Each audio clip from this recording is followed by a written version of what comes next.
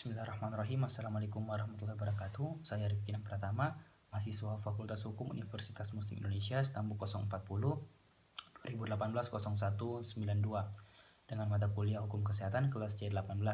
Adapun video kali ini merupakan video tindak lanjut mahasiswa terhadap materi yang diberikan oleh Pak dosen Dr. Hardianto Janji, Sarjana Hukum Magister Hukum, selaku dosen pembimbing mata kuliah Hukum Kesehatan. Baik, langsung saja kita ke pertanyaan pertama, yaitu bagaimana pemahaman kalian pasal 76 Undang-Undang Kesehatan terhadap syarat-syarat aborsi tersebut? Pasal 76 Undang-Undang Kesehatan yang menerangkan aborsi sebagaimana dimaksud dalam pasal 75 hanya dapat dilakukan apabila sebelum kehamilan berumur 6 minggu dihitung dari hari pertama haid terakhir, kecuali dalam hal kedaruratan medis. Lalu oleh tenaga kesehatan yang memiliki keterampilan dan kewenangan yang memiliki sertifikat yang ditetapkan oleh menteri. Lalu dengan persetujuan ibu hamil yang bersangkutan. Selanjutnya dengan izin suami kecuali korban perkosaan. Lalu penyedia layanan kesehatan yang memenuhi syarat yang ditetapkan oleh menteri. Suatu persyaratan yang paling rumit untuk dipenuhi dari ketentuan undang-undang sehingga kerap menjerat korban perkosaan menjadi terpidana adalah ketentuan pasal 76 Undang-Undang Kesehatan huruf A, bahwa aborsi hanya dapat dilakukan sebelum kehamilan berumur 6 minggu, dihitung dari hari pertama haid terakhir kecuali dalam hal kedaruratan medis. Pada kenyataannya, banyak korban pemerkosaan tidak tahu kalau mereka sedang hamil. Lebih-lebih anak-anak di bawah umur yang masih buta kesehatan reproduksi akibat akses informasi yang terbatas dan kuatnya tabu untuk membicarakan hal itu secara terbuka. Biasanya kehamilan mereka baru ketahui oleh orang tua saat ada perubahan bentuk badan, dan biasanya itu baru kelihatan saat memasuki bulan keempat atau 12 minggu jauh dari batas yang ditetapkan undang-undang. Inilah yang kerap membuat anak-anak perempuan korban perkosaan dipenjara karena melakukan aborsi pada umur kehamilan melebihi yang tertera di perundangan.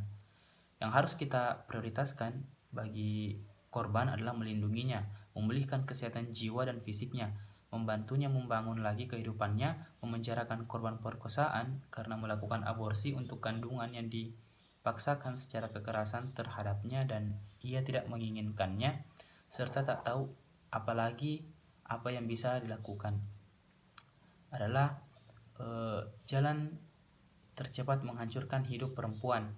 Pasal lain lagi yang lumayan rumit dan bisa menghambat adalah soal siapa yang bisa melakukan aborsi. Menurut undang-undang, yang melakukan aborsi adalah tenaga kesehatan tersertifikasi yang ditetapkan oleh menteri. Namun, apakah tenaga-tenaga kesehatan tersertifikasi ini mudah diakses dan tersedia di seluruh wilayah Indonesia? Apakah para korban yang tinggal di daerah terpencil memiliki akses yang sama terhadap pelayanan aborsi ini? Selanjutnya, soal nomor 2, yaitu bagaimana hubungan pasal 76 Undang-Undang Kesehatan dan pasal 348 KUHP tentang tindak pidana aborsi, dan sebutkan pula asasnya. Dalam KUHP pasal 348 yang pada intinya pasal-pasal tersebut menyatakan bahwa tuntutan dikenakan bagi orang-orang yang melakukan pengguguran kandungan ataupun orang-orang yang membantu melakukan, baik secara langsung maupun tidak langsung. Dalam hal ini, KUHP sebagai aturan yang bersifat lex generalis dengan tegas menyatakan bahwa perbuatan aborsi adalah suatu yang dilarang sehingga dapat dijerat dengan pasal 346 KUHP. Namun, terdapat beberapa pengecualian, yaitu sebagaimana yang diatur dalam ketentuan pasal 76 Undang-Undang Kesehatan menerangkan aborsi sebagaimana dimaksud pasal 75. Dengan adanya pengecualian terhadap larangan aborsi menimbulkan konflik norma dengan KUHP yang pada dasarnya melarang adanya aborsi. Namun demikian, berdasarkan asas lex specialis derogat legi generalis, bahwa apabila terjadi pertentangan antara aturan yang khusus dan aturan yang umum, maka yang digunakan adalah aturan yang mengatur lebih khusus. Dalam hal ini, mengatur khusus mengenai aborsi ialah Undang-Undang Nomor 36 Tahun 2009 tentang kesehatan. Selanjutnya, pertanyaan nomor 3. Apakah yang kalian pahami dalam pasal 299 KUHP?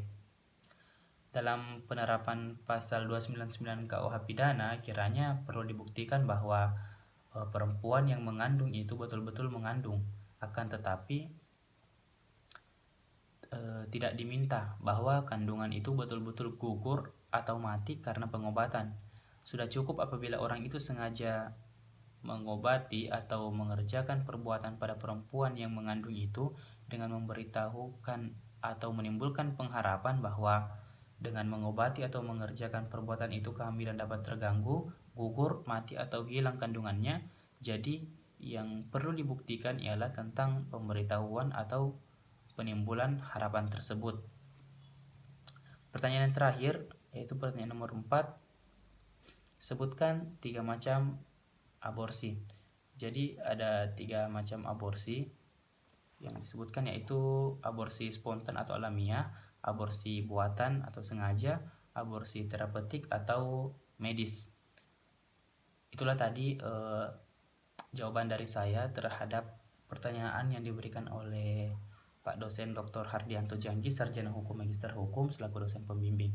Kurang lebihnya mohon dimaafkan. Assalamualaikum warahmatullahi wabarakatuh.